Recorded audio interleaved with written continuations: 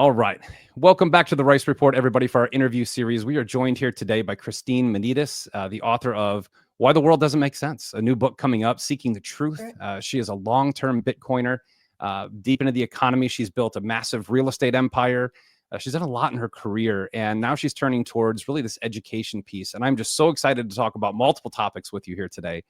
Very open mind, very well educated, and has been in the conservative space for quite some time, as well as the Bitcoin space for a while, which is one of the more misunderstood sectors of our entire economy is Bitcoin.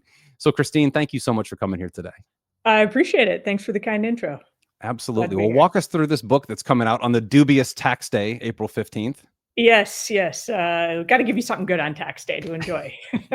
So, look, the book is it's ultimately about this question that I think we've all asked ourselves in some capacity, right? At some point in our lives, of why does the world around us not make sense? And I wanted to explore not just the who or the what or the how things have happened, but why we as the sovereign people would allow these things to happen to such an extent that the world would get to the place that it is today. And so in the book, we take this narrative and walk through a lot of the big themes that are driving the world, whether it's money, civics, politics and geopolitics, war. We even talk about ideas and words and their inversion and how they can be used against us. And so there's a little bit of history, a little bit of where we are today with each, and then what it means moving forward. And what you start to realize is that they're not disparate issues, right? They all come back to the same grounding of freedom versus control, the individual versus the collective. As we say in in Bitcoin parlance, decentralization versus centralization. And underlying all of that, of course, is truth. And I think we as a people have kind of forgotten and we've lost what used to once be known as self-evident truths. And so recovering those is really about, getting back to the subtitle of the book, which is Reclaiming the Liberty You Didn't Know You Lost. And so how these things can also be a path forward for us, right? It's about, standing on the wisdom of the past, not to look backwards, but to have a higher place from which to look forth and, see and build the future. So it's a fun book. I hope you check it out. I will. I'm going to be ordering on Amazon, pre-ordering after we get off with this interview right now. This is a topic that I've been questing for, I don't know, 10 years now. And I think the subtitle is important. The liberty you didn't know you have. That is something that didn't know you lost. That is something that we as a people have been gradually bred into. We have literally step by step for the last at least 50 years, incrementally, every 6 months, something new has changed very subtly behind the scenes. And ultimately, we woke up in 2020 and said, what the hell is going on? Right? Like that's kind of where humanity started. Well, it was a big wake-up call for a lot of people. Yeah, it was a big wake-up call. And I think you can look at it as, from the other side, was it a test case to see how would people respond? What can you push? What can you actually get away with? How far has society kind of, gone into this sleep? And it's interesting because across the board, no one ever wants to look at themselves and say, are we as individuals actually, responsible for allowing any of this to happen? But when you look at it, there's something about human nature. People can't help but tell you what they're doing, right? So they always have to speak about it, write about it. It's always out there if you're willing to find it. And, it kind of gets back to today, a lot of what everybody loves to call, conspiracy theories are actually turning out to be true in a lot of cases, right? And so it's funny. It's always been out there. It's not like this was ever hidden from the little guy. But I think, unfortunately, we as a people have allowed ourselves to become, kind of very complacent and easily entertained and seduced by the opiate of the day. And so part of this is about, kind of reclaiming control of ourselves again as individuals as we move forward. And if there's anything really exciting happening in the world, I think it's that, coming out of COVID, we have seen this new awakening and so forth across the board. And so I think that's the exciting part moving forward. Yeah, I think that, when 2020 hit, some people woke up, like I'd say 15%, maybe 20% of society went and said, what is going on? I mean, I can give my whole story. It's pretty long, but then you look at like 2022, it was like a real revolution when people started to see the financial impact. And I've said for a long time, that the money will be the shakeup, and that the thing they put in your arm that they won't let me say on YouTube, that'll be the wake up when people start really Right. realizing that. So, and I've been suspended multiple times for using that, so I'm trying to be cautious here. In the France, last stay couple away of from weeks, all banned words. no, I don't really care that much. I mean, this isn't my job, so it doesn't matter to me. But at the same time, we're now approaching a brand new evolution in this channel, right? Like, so we've seen this whole process for 50 years, and now the script is flipping. We're flipping, and we're starting to see more freedom. What are you starting to see in society right now as far as the evolutionary changes of the awakening?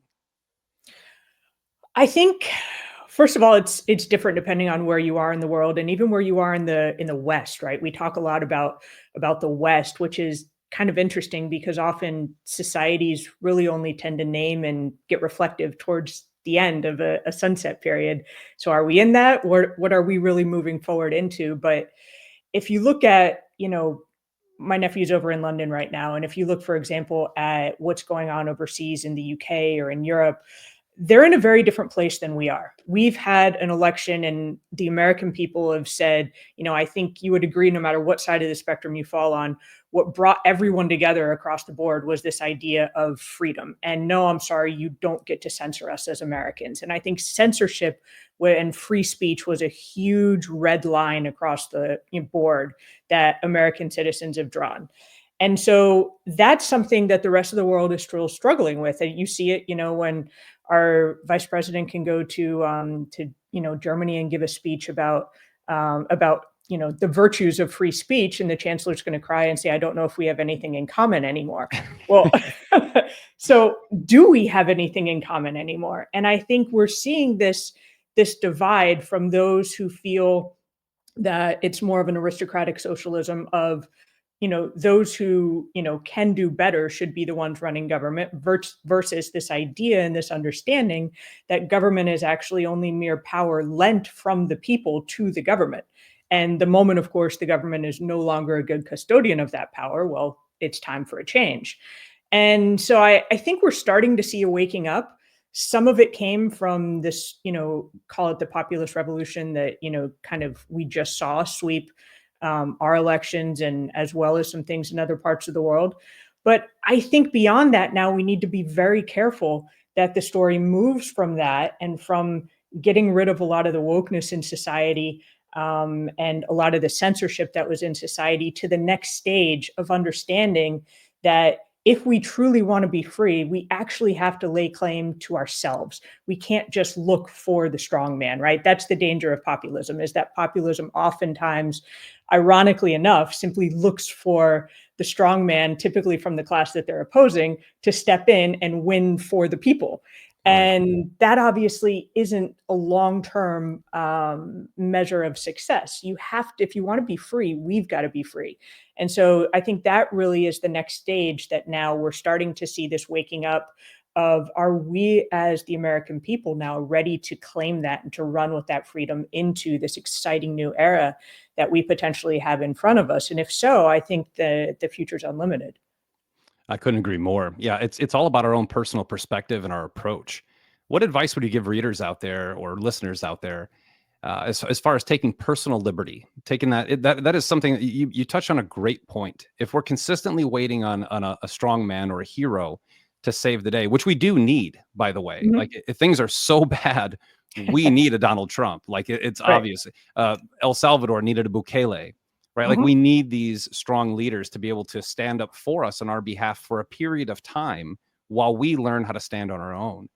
So what are some of the personal steps that you would take in that process? We have 4 years, right? I think we have 4 great years. I think some Mhm. things are going to turn out a lot different than people think, and that's okay, right? Yes. We talked about that off camera. We'll talk about it in a minute. Mhm. But I think that we also have this opportunity in this 4 year period, a little bit of a respite from wokeism and Mhm. liberalism, which is what we need without the constant social bullying. What are the steps that you are taking right now, and what would you suggest to other people to kind of get their house in order and prepare for the next 20 years? Yeah, absolutely. Well, I think you say it really well, right? It starts with get your own house in order, right? So sit down with, your family, people you love, and start to make a plan. And so the first thing I would suggest to people, and I always do, is get educated, right? So there are a few things that we really need to understand. We need to understand what is the basis for our freedom, right? And sometimes, oddly enough, the best way to do this is by actually listening to and debating on the other side. How strongly can you defend, right? Do we still know what those original self-evident truths were? And why do they matter? Why are they self-evident? Can we articulate these things today? So I think, you know, and our founding fathers were really great about recognizing that education is really the key. You cannot be a free people without knowledge. Now, hopefully, at some point, that knowledge moves into wisdom, but let's start with the basics with knowledge.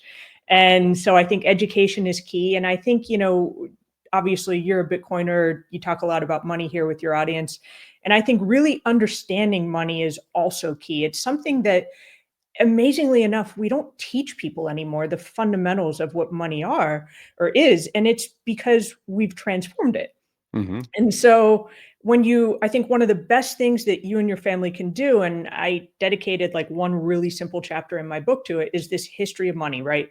From barter through Bitcoin. And then we talk separately about, okay, now let's look forward to the future now that you have that grounding of stablecoins and CBDCs, because you really can't understand these things until you understand the simple aspects of money, right? Hmm. Why is it bad to print money? Well, printing money leads to inflation. Inflation leads to a loss of purchasing power. How do you protect that with a solid asset with something like Bitcoin? And so when you start to think about this in really simple concepts, but understand the basis for it, it grounds you. And then you can use that reasoning as you approach other issues that you're coming with.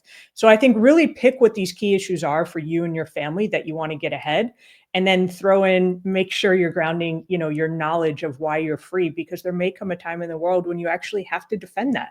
And I know, a lot of people are on a high right now and nobody wants to think about that, but the world can change on a dime overnight. I think we've all seen that. And so if we're really now going to take the baton and move forward, it's more important than ever that people ground themselves in these things. That's really good. And throw in health, right? Make sure you're Oh, taking care of your health. If you're not absolutely. healthy, you can't be free. That's Absolutely. you will be There's in a basis to that, right? the big pharma prison's a real thing. It's a No real doubt. place. Yeah. No doubt. So there's these fundamentals and I try to do this on my show. I try to break down complex financial issues in a very simple way. And of course, we have the plumbing issue in the United States, where there's probably 6 people in the entire country who can thoroughly in a detailed manner, explain the government financial plumbing. I think Right. that's being resolved. I think there's a lot of stuff coming out with Doge. Mhm. 200 billion is a great start. We need to chop like 6 trillion. And I don't know that Doge can do that through Congress. But it's a great start and it's educational. I think that's the thing. People are looking at it going, oh, Doge is on it. No, it's time to learn where this money came from, where it went, what was its purpose? Because we talked about the why. That's an important thing to Mhm. understand. But more importantly is understanding that, like, simple things in America, until 5 years ago, not a single state in the country accepted gold and silver as legal tender, which is actually in our Constitution. So Right. we've been unconstitutional with money. Fiat currency is fake. It's by mandate. There are no other, by the way, there are no currently other legal tenders in the United States except for the dollar. Gold and silver are Mhm. only legal tender at the state level, not at the Right. federal level. These are big issues. So where would you begin with, say, your average listener being, say, 35 years old, couple kids, working a job, doesn't get money. Hopefully they're watching the Rice Mhm. Report and they're getting some good information there. But I'd say I probably go over most people's head most of the time. Where would you begin? How did you understand this? I love barter to Bitcoin. I love that scenario because that really is the evolution of money. We went from stones and shells to digital money. Yeah, Where would you absolutely. begin? It's really, it's simple concepts, right? Human beings, what do we look for? How are we trading? And then ultimately that which is of the highest value and checks most of the boxes is what we're going to consider sound. Um, and then there's also really, fundamental principles like, do we want to be governed by the laws of nature and mathematics for our money, or do we want to be governed by the whim of human beings? And Right. so, you touched on fiat money. I think it's government money. Think of it as government money, right? And it's money by decree. It's not backed by anything. I think one of the things that it's important for people to understand is the difference between fiat money and fiat currency, right? Yes. Because the money is the underlying structure, of course, of how things operate. So, is it private market money, like gold and commodities used to be, where the free market dictated it, or is it going to now be governments that are controlling their money? And I think one framework that's really helpful, you talk about like, where do people start? Setting aside for a second, kind of going back to that learning the history. If you think about the world that we're in today, everything changed after World War II. And we set up this new global order, right? And it was by design an American hegemonic system. And so with that, we set up global institutions. We had Bretton Woods, where we established the dollar as the reserve currency. And we created these games between central banks, right? Before World War I, everybody was on the gold standard for a period of time. And if you wanted to trade, it was really easy internationally. You just did the math because everybody's currency broke down to something. There was nothing complicated about it. But after World War II, we all assumed that governments now have the right, and the ability was the other assumption, big assumption there, to engineer their economies moving forward. And so we established, right, for the rules and referees, we got the World Bank, we got the IMF, because, of course, now you need to control between the various central banks to regulate exchange. And we created all of these markets that we have today, where trillions of dollars are, free flowing constantly, but it's all a game. It's all a charade. 100%. And, when you look at a lot of what's happening out there in the world today with the various things that, you mentioned Doge, right? Or the different issues that the current Trump administration may be tackling, whether it's NATO, our relationship with Euro, CBDCs, censorship, Doge, all of these things. What are we doing? They're actually all the same thing. We're breaking down that post-World War II global order that's been established. And that's why you see so many people freaking out, is because they've never known anything else in their lifetime. That's right. So it's considered now this disrespect for the institutions. It's, well, you must be immature. You don't understand the way that the world operates. Let me pat you on your head, little boy, right? And really, it's instead saying, no, I'm sorry, we're done with that world order.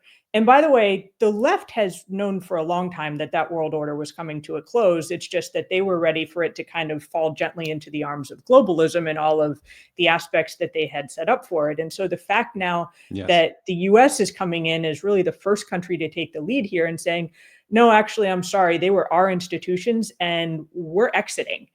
And by definition, we're not only changing global politics, but we're changing our monetary systems, because inevitably, as we take these structures down a notch, we're going to change trade flows. We're going to change the way that, our own country operates, the relationships at an international level between, various central banks and financial flows. And we now need to decide what's on the other side of that. And there's not a whole lot of discussion going on about that right now. Everybody's kind of bickering about whether or not we should be tearing it down. But the fact is, we are. So if you actually step back and say, this is what we're doing, we're tearing this down, then understand, okay, there's going to be a new world on the other side of that. What do I think that new world looks like, right? This is what people in the financial industry do all the time, is you study the facts and then you create your own thesis, your own idea about what you think the world is going to be. And then, if you've got the balls, you're going to place some dollars behind that, right? And say, okay, how am I going to now make a bet on this and hedge my risk? And individuals can do this on a much smaller level within your own family, right? So you and I have said, okay, I believe I know what this new world looks like. And I understand the reality that whether we are going to admit that we're getting a CBDC anytime soon or not, the rest of the world is, right? They're in the process of testing and rolling them out. And I understand basic realities of the world, that if one party has it, I have to have, if nothing else, a way to interact with them.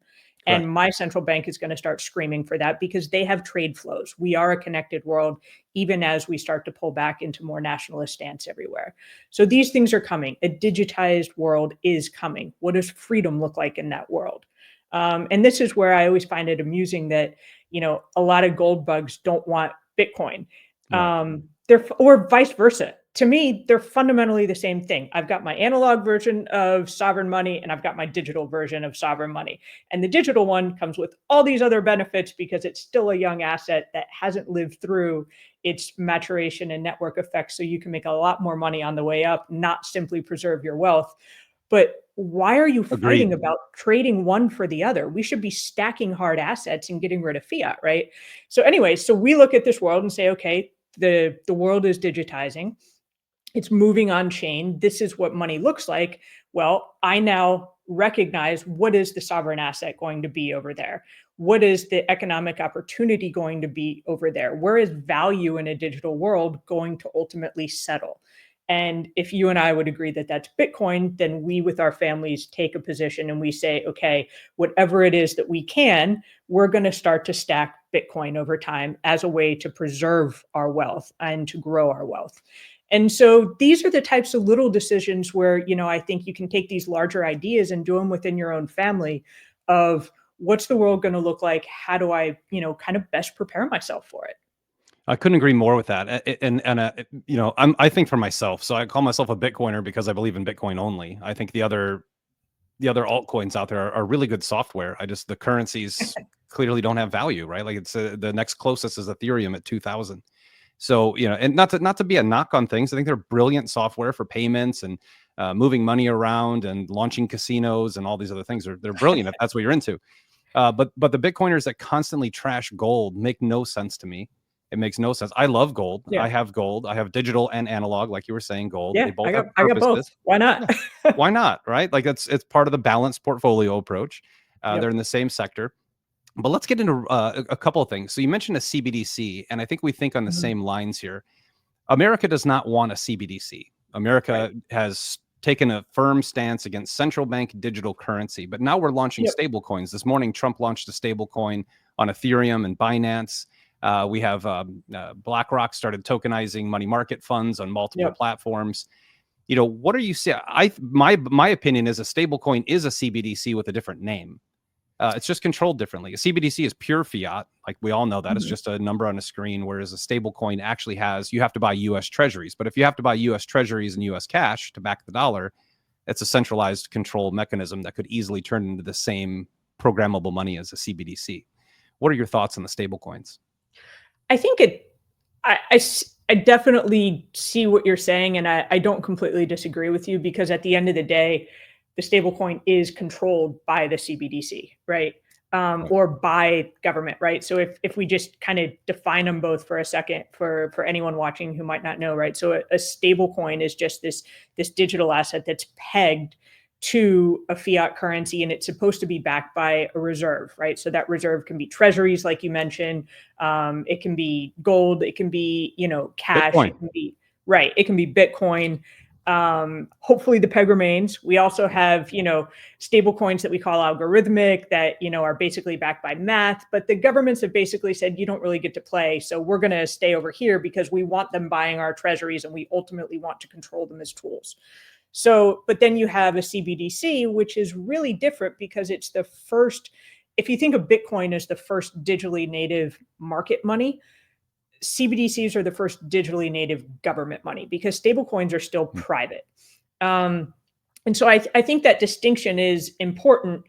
If for no other reason, then I think it's how we're going to end up getting a CBDC here in the US, is with that distinction, right? So what a CBDC is you have this direct account or accounting, if you will, with the government, with the central bank, because it's digital. So there's nothing to hold. There's nothing for your bank to custody on your behalf.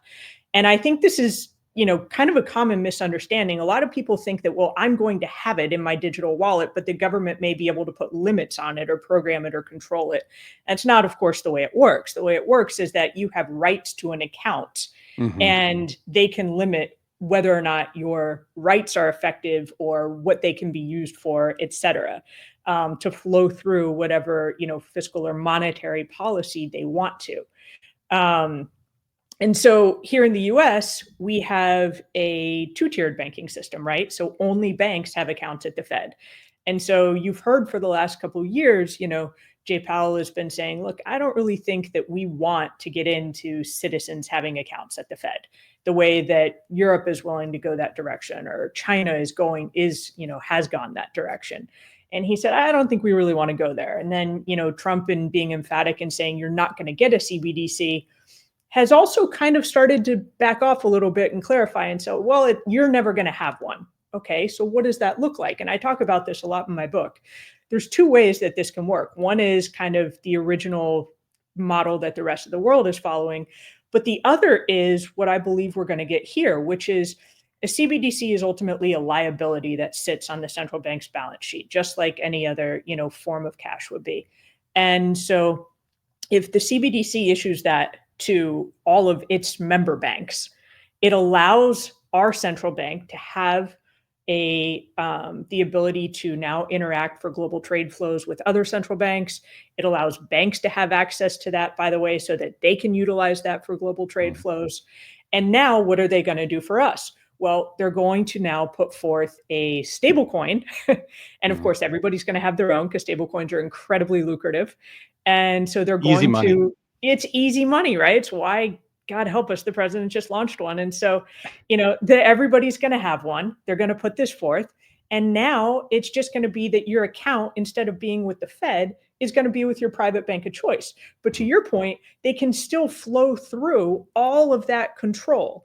So anytime you're doing something on chain that's not on the Bitcoin network, because that's the only truly decentralized network, you are by definition embedding control risk into this. So you're inviting it in. You're inviting it in. It's voluntary. So it's a very dangerous thing that we're doing with our economy, and it's coming, right? So more than anything, people need to be aware of what it means so that you can decide where you're apportioning your money, right? How much do you want to keep in this new stablecoin? How much do you want to keep over here in, a more sovereign asset like Bitcoin? Yeah, no, I couldn't agree more with that. And let's dig into Bitcoin. So, from a different perspective, the decentralization of Bitcoin at this point now, from a legal perspective, is undeniable, right? It is widely recognized, finally, at the highest levels as being decentralized. Right. These other platforms have issues, right? There are other less decentralized, still decentralized platforms. But when you start to invite this creep in, right, when things start, you get that mission creep in something, there's danger ahead. And when you have corporations, claiming to not control blockchains when they clearly control blockchains with foundational loopholes and all these other loopholes that they use and say, oh, it's not me, it's just that guy I hired. He's in charge, but he doesn't really work for me. You're starting to see this collaboration. So from what I can see in this perspective is what we're doing right now is we're destroying the Rothschild Rockefeller financial model or structure of America, but we're inviting in the technocrats. And we're moving into this era where you have digitization coming at a rate where I talk to people all the time, and I would say less than 10% of America truly understands digital anything at this point in time from a monetary perspective. So do you see the same thing I'm seeing? Is like, yes, the best part of this whole phase is that we're destroying the Rockefeller Rothschild model, but we're going into a whole new era of AI, blockchain, crypto, promoting it super hard. The funny thing is the conservatives, a year and a half ago, 2 years ago, conservatives were like, I don't want digital money. I hate AI. And now that it's Trump and Elon, they're like, I love digital currency. I love AI. Can't get enough. It's like, feed me more. So the education is important because it's coming. So it's so important. It's so important. I mean, to your point, otherwise, what are we doing? It's centralized control in a new wrapper. That's all it is. So yeah, and I think this is where words matter, right? Definitions matter. How we classify things really matters.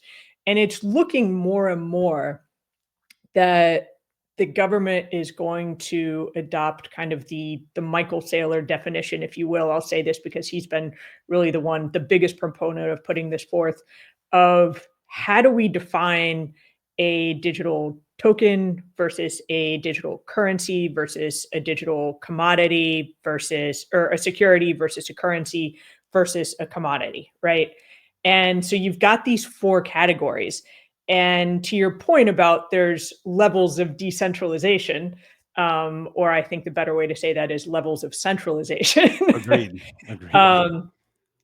Only Bitcoin today fits the test of a digital commodity, because even if others are mined and they're proof of work and they're backed by power and these sorts of things, Bitcoin's the only one without an issuer. And so that's how that definition starts, right? It's an asset without an issuer that is then backed by energy, et cetera, et cetera.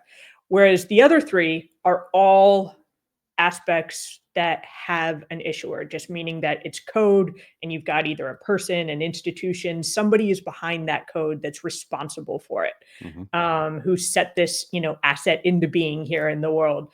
And so that is, I think, a really key distinction. And it shows that the government is planning on handling all other crypto in that first bucket of tokens, right? And these are things that we want to use to raise money to enable new businesses and new flows, because the legitimate part about this is that our capital markets are broken. I don't think there's anybody out there who would say, no, they're functioning really well. Everybody's got equal access to this system. They're completely broken, right? And some of them are broken because of bureaucracy and how hard it is to get in. But other ways, it's broken because of securities regulations that we've had since the 1930s, where we've intentionally taken an entire class of our population and kept them out. So all of that needs to get fixed, and it's going to be messy. And this is where nuance matters. And I hate to say it, but I'm not sure that society today loves nuance, right? But this is where nuance gets really important, because part of this is good and part of this can help us. It can facilitate new economies on new rails and allow assets to flow more freely and reduce costs and open up, engagement for younger generations. It shouldn't be, 40 million in 4 years to create a security, right? It should be a few minutes and a few bucks on chain. And younger generations intuitively get that. But at the same time, in doing so, we're inviting in all of this risk. And if people don't understand the risk, then you're going to end up being in a submissive structure as opposed to, staying in control of your own destiny. So it really, really matters, I think, for people to take the time and, sit down and, watch folks like you and really kind of understand the distinctions as we're getting into this. Well, you bring up a great thing, the risk that's unknown. And I think one of the risks that's unknown is tokenization. I think that's a major area that, you talk to a tokenization platform, it's the greatest thing since sliced bread, right? You talk to entrepreneurs, a DAO is the greatest thing since sliced bread. And it is. It gives you access to capital markets. The failure rate on DAOs is going to be 99%, just like normal startup businesses. But tokenization of real world assets is a topic that most people aren't covering in a bipartisan way, for lack of a better term, because you have the crypto guys that are like, I want to tokenize everything, and governments want to tokenize everything. And there's a reason behind that. Walk me through tokenization and some of the risks that you're seeing out there. Yeah, sure. So tokenization, as you just said, right? It's this, let me take a real world asset and represent its ownership on chain. And as we do that across these different categories that we just mentioned, it looks different. So one thing that's really misunderstood is, if we take a step back, I think people need to get the concept of bearer assets, right? So we have this idea of a bearer asset is something that sovereign individuals throughout history have always sought, right? Because it's an asset that I own. I need nobody's permission. It's an asset where the person who's holding it has all the benefits of ownership. So think Bitcoin, gold, cash. These are bearer assets, right? What happened is, everybody now thinks if I tokenize it and if I hold it, it's mine. And so this is how they're selling the tokenization of everything to the layperson is, wouldn't it be great if, you just didn't need to ask permission or wait for your bank or whoever to be able, or your broker to be able to move an asset? You could just hold it yourself and transfer it 24/7 and do whatever you wanted with it. And the answer to that is, well, of course it would be better. It'd be amazing, but wishing doesn't make it so, right? Not all assets are bearer assets. And so there's this, I think, naivete that I often hear echoed even within the crypto and Bitcoin space. When people talk about this tokenization of everything, they act as though those first three categories of assets are all of a sudden going to become bearer assets just because they're tokenized, and they're not, right? So take something like a stock. When you buy a stock, what do you have? You've got this bundle of contractual rights, right? You have dividend rights, you've got all kinds of rights, but that's all they are. It doesn't matter if I record your ownership of that stock on a piece of paper, on an electronic ledger, or via a blockchain token. And Right. it doesn't matter who holds that, recording of ownership interest, whether it's your brokerage account or you, because that doesn't equate to ownership. Ownership and your rights are governed by contract law, by securities law, by the terms of the company who just issued that stock to you. And so by tokenizing, what I think people need to understand is we're not going to suddenly rewrite all of our corporate and securities laws at both the federal and state level across this country. So, yeah, you can hold it, but it doesn't change anything legally, right? The reason that we're tokenizing our stock exchanges is because it's incredibly cheap, it's transparent, and it's efficient. So the people behind the scenes want to do it because they can save billions and billions of dollars a year by running on tokenized rails. So does it make sense to do? Of course it makes sense to do. Sure. But don't all of a sudden think that you own your stock any differently or control it, right? The other thing that I think is often misunderstood there is rehypothecation. I hear a lot of people saying, oh, well, we're going to have these assets now and it'll help with rehypothecation because if I'm holding it, you can't rehypothecate it. You're holding it, we just discussed, doesn't matter, right? That's right. Not to mention rehypothecation is another contractual issue. Yes. So it's when, a company says that they're going to use your property for their own purposes. And US law is already pretty clear on this when it comes to stocks, right? So if your stocks are being held by a brokerage in a cash account that you've paid for 100%, they can't rehypothecate them. They can't use them for their own borrowing. If they're in a margin account, yeah, you've just given them a new toy to go play with on the global market. And so that, again, is not changed merely by the act of tokenizing it. Right. And so I think these are the types of things that people need to understand. Now, what's the flip side of this? Once I realize that, okay, none of these things are bearer assets, well, now I need to understand that the flip side of that is I'm still subject to the control that we talked about earlier because I've just put it on chain.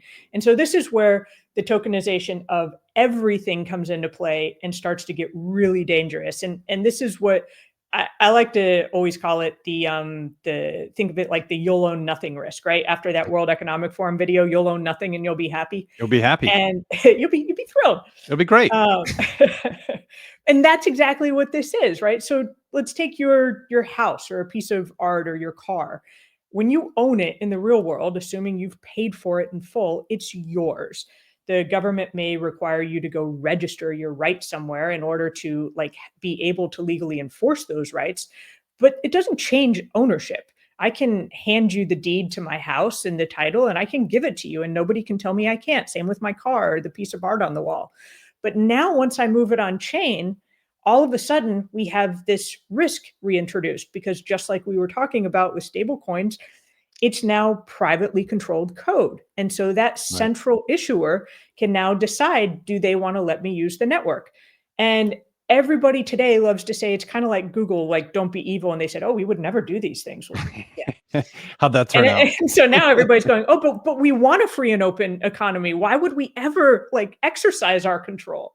Well, the fact that you can means it's no longer a sovereign asset. You're taking my freedom away from me by moving something on chain. And so people need to understand these differences. They need to understand that unless it's on the Bitcoin network, you don't own it. And so again, this is very, very dangerous. Subtle distinctions. Some things are good, some things are bad. They're all coming. So you really got to understand what's what. And have you read The Great Taking by David Webb? I have not read it. Okay, I'm going to absolutely suggest that you and everyone watching this go. It's on YouTube. You can go. He does a 90-minute summary of the book, but the book is free on thegreattaking.org, I think. It's also free on many platforms. I think he sells it for profit on one platform. So he was a $9 trillion hedge fund manager, some crazy number. And he ended up leaving that world because he saw what was coming. And he specifically talks about ownership rights. And one of the things in there that I looked up and verified myself was car ownership, because you mentioned I can transfer my title. Yeah, that's true. Except the way that our ownership laws have been really centralized over the last 75 years, no one pays attention to it. The example he gives is you go to a car lot, you buy a vehicle in cash, you own it, it's yours, you bring it home. it's not really still yours. Actually, that VIN number is still on the loan for the car dealer. And until that Right. loan is paid off, it is now owned by the issuer of the loan to the car dealer. That's right. So even a paid off car can be repoed. That's And he right. specifically talks about at the end of the video and the end of the book, where he says, the way that they'll do this, the way you'll own nothing and be happy, is through Mhm. tokenizing real world assets using Mhm. cross-border payments to basically vanish your assets or title to your assets. Right. I think you brought up a great topic of bearer assets. You have Mhm. gold in your hand, that's your gold. You can go sell it, you can pawn it, you can get a loan against it, you can do whatever you want to do with it. Right. That's your gold. But everything else that came with a contract, like your home, your Mhm. car, all that is owned by a third party, whether it's through taxation or it's through actual legal rights. So I would advise everyone, including you, Christine, to read The Great Taking by David Webb. It's one of those Absolutely. free book, no marketing. The guy spent zero money on marketing, just a podcast. Yeah. Really well done. Nice. Let's get into Bitcoin. This is a topic that's like, it's fascinating to me that Bitcoin is such a triggering word for so many people. And, it's kind of like Trump was a triggering word, or Right. freedom or free speech. These are Right. triggering words. So you have to understand the programming. So how does Bitcoin fit into the economy today? Because you've got some really interesting ideas about the SBR and asset backing. And I'd love to just let you Mhm. free flow on that model. Well, if we look at the SBR, the strategic Bitcoin reserve that we just got, now we got to figure out what do we do with it, right? I tend to differ a little bit. There's two models, and again, I think it's fair to say that the government has gone with the sailor model, right? For what are they doing with this? So if we look at, we've got a couple of things going on. Let me kind of set the stage for people. So we have we have a lot of gold that's sitting on our balance sheet. Okay. I think it's 261,000 troy ounces, something like that, a little over that. And it's sitting valued around 43 bucks since Since the after 70s. World War II. Since, yeah, Yeah. I know, since way before that. So it's been sitting around 43 bucks. Now, at that price, today gold's trading a little over 3,000. So there is a call to revalue gold. Then the question becomes, what do we do with it? Treasury also has a lot of other assets on its balance sheet Mhm. besides gold, right? And we'll talk about those in just a second. So within that context, we have a Bitcoin reserve, and the government has decided to treat Bitcoin as a strategic asset, the same way that we will treat a lot of other commodities, which Bitcoin clearly is a strategic asset. So I think that part, yes, check the box in the right direction. Global Where I neutral. yeah, That's the where important thing. I Globally neutral. globally neutral. They did it right. They left crypto out of it. They handled it well and legally went as far as the government could have gone in an EO without recommending the additional that I would have loved to have seen. Um, I'm now, happy what with is it. I didn't want to see taxpayers pay for Bitcoin. I think selling dead assets, like dying assets in the portfolio to rebuy budget neutral is a great idea. well, so budget neutral is a great idea, but I think they should have also gone one step further and incentivize Congress to then further recognize Bitcoin as a monetary reserve asset, not just a strategic reserve asset. Because Agreed. is it a strategic reserve asset? Yes, of course it is. But it's also a monetary reserve asset in the same way that gold is, and in a way that no other strategic reserve asset isn't. So, to my True. mind, you actually diminish Bitcoin when all it is a strategic reserve. But it goes back to this idea of a lot of Bitcoiners, big picture, have always said, okay, is Bitcoin an off ramp from fiat? Is it a tool for sovereignty and freedom? And or is it a way to maybe let's go in and at least reback the monetary system, right? And let's get sound dollars again. As long as you have nation states, you're going to have fiat currency. But can we at least fix the underlying money system that underlies that fiat currency, right? So it used to be back with gold. Today, it makes more sense to back it with Bitcoin, or probably likely some combo thereof is going to be the Mhm. easiest way to do it without hurting people, right? Because the dollar is worth so little now, we have to take into account who gets hurt along the way when we return to solid money. Because you got a lot of little guys who are going to get, kind of dragged along, and that's not fair. So that has to be a consideration of how do we reback the monetary system. Where I differ is I would like to see it as a strategic monetary asset that requires, now that we kick it over to Congress now acting to declare it that way, as well as the Fed also recognizing it as that type of asset. So 2 actions would be required as a next step to elevate Bitcoin to that final stage that I believe not only is it deserving of, but it's really important for the soundness of the US monetary system for it to be there. Where the government differed with this, EO, and why I say it's going the Saylor approach is because he likes to think of Bitcoin not as rebacking the monetary system, but as living next to, parallel to a continued fiat monetary system, the government monetary system. And so it's kind of like these 2 distinctive worlds. The government can do everything it does today, and Bitcoin's going to be here so that as you need a place for value to settle in this new tokenized economy, it's all going to go into Bitcoin. And so you own a lot of Bitcoin, you're going to get really wealthy. I think you own a lot of Bitcoin, you're going to get really wealthy no matter what, right? I'm not concerned with number We going don't need up. governments. Yeah. Actually, the whole point is to not use The governments. whole point is that. So I think let's kind of take a step back and be a little more nuanced about this, right? But that version is more focused on just wealth accrual and let me get this through and keep the government happy because nothing has to change. Correct. And so I think we're seeing a lot of that right now. What really concerns me is now what happens. You have an EO. We cannot legislate by EO, right? We can do a lot of things. But at some point, if Congress doesn't step up, not just on Bitcoin, but on all these issues across the board, somebody else, the next guy is going to come in and just reverse everything. So now this gets kicked over to Congress. So what does Congress do? Well, Congress has the Bitcoin Act. Cynthia Lummis has been a phenomenal Bitcoin advocate, educator, et cetera. And she is reintroduced in the Senate. She's got various congressmen supporting her.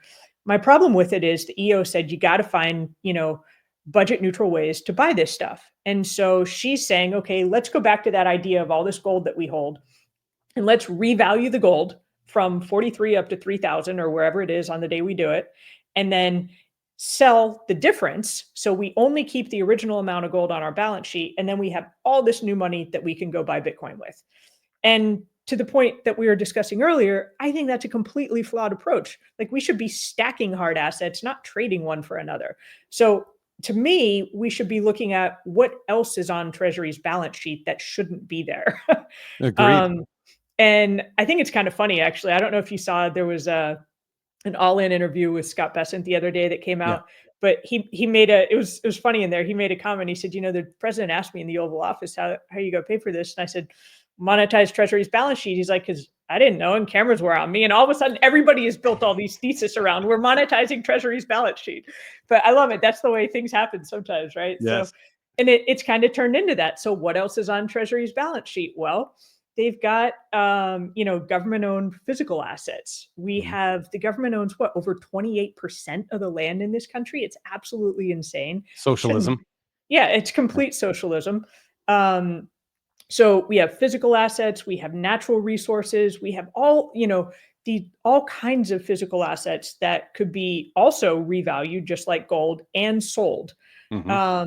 Then we have agency investments. Fannie and Freddie, our holdings in mortgage-backed securities on Treasury's balance sheet are absurd. Yeah. So not only should the federal government not have those to begin with, but at the very least, we should be divesting to reduce our risk in a housing market that the government has just told us they're going to intentionally take down. Yep. So that would be a good one to let go. Then we've got all these excess Treasury-owned equities and special investments, which are, again, billions of dollars themselves. These are things that we got through bailouts and special government acquisition programs.